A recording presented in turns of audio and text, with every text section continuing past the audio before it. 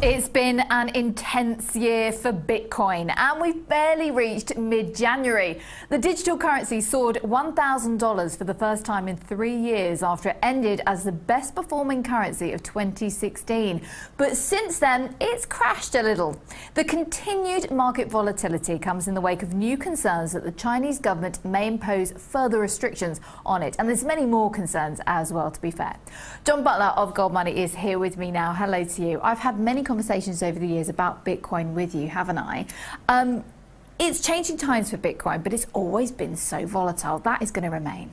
I think that's true. The fact is, Bitcoin is a monetary experiment. It's a fascinating monetary experiment. I admire it. I think it's an elegant idea. I think that clearly it's sort of caught the zeitgeist to some extent.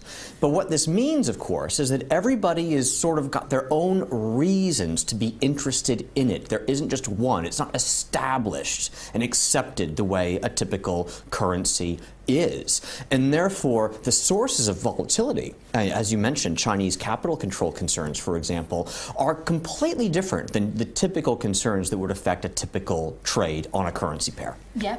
Can we talk about all of the concerns then? Because if you are invested in Bitcoin, what should you be looking out for? Because I did mention the slump that it endured. That's scary if you've got money invested in this. Oh, sure. Anything that drops 20% in a day might seem rather frightening. Now, that said, you could just say, hey, don't allocate too much capital to it, because you need to be aware that you could lose a hell of a lot in one go if you're if you're caught off guard. But it's helpful to try to think about what Bitcoin is. Now, for someone who simply trades a chart, it's a chart like any other chart. But the moment you begin to think about its fundamentals, you've got to understand it's just different. It was created by an academic paper, effectively, that was published only in 2008. So Bitcoin is not only an extremely new currency, it's an entirely new concept in currency that has yet to gain widespread acceptance, may never gain widespread acceptance, notwithstanding the elegance of the idea. And so when you're trading it, you're not trading a typical currency. And when you're trading it, you're also not trading something like gold, which is an alternative but yet well-established currency that has stood the test of time historically as a store of value. Bitcoin may well function as a medium of exchange. We see it functioning as a medium of exchange. It has yet to establish its credentials as a store of value. Why? Well, it just hasn't been that long. For something to really be established as a store of value, it's got to stand the test of time. It's got to endure economic cycles. And in the case of gold, of course, it's got to endure war, revolution, historical epochs, and changes in technology, and God knows what, which gold has.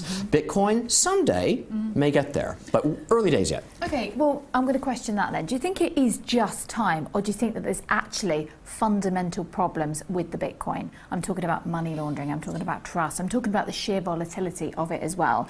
Yes. Look, as with any experiment, in the case of Bitcoin, it's a monetary experiment, but as with any experiment, things can go wrong. There are things that you don't control for, things you don't expect.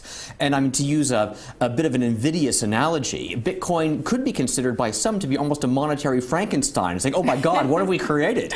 A lot of people do think that. But let's take a benign view of Bitcoin. Nevertheless, it simply will need, yes, a degree of time and acceptance in a number of different ways for a number of different uses, much more so than simply evading Chinese capital controls, for example. That is not a sufficient basis to establish a credible currency.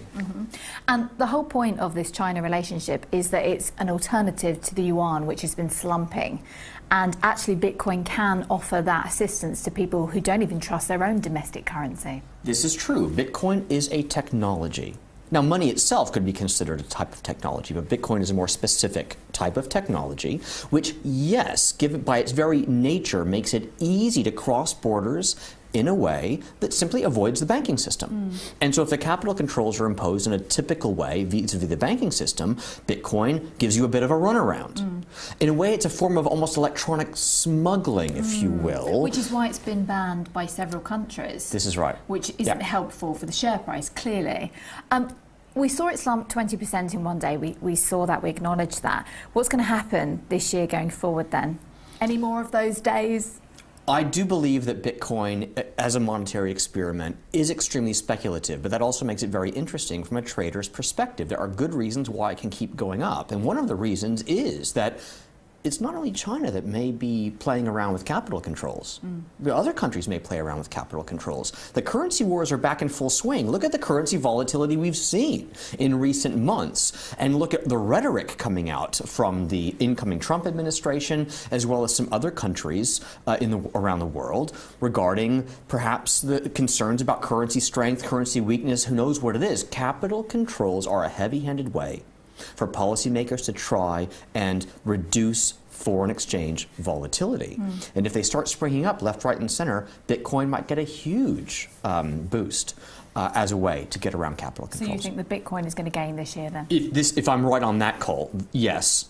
And then, of course, who knows what else is going to happen. But Bitcoin, I think, has some potential. Ooh, thank you very much. That's John Butler just there talking to us from Gold Money today about Bitcoin.